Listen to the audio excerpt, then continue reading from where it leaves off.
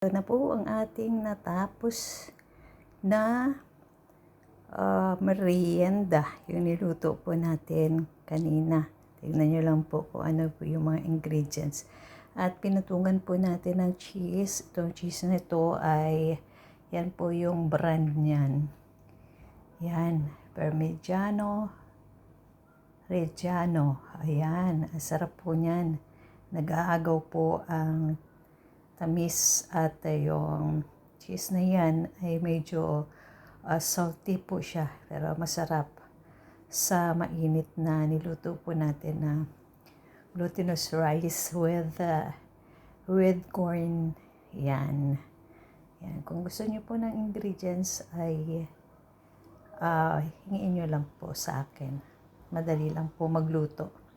Yan, tiyaga lang po sa halo. Yun lang po at God bless po sa inyong lahat. Nawa ay hindi po kayo magsawa na manood sa bawat ina-upload po natin. God bless each and every one of you.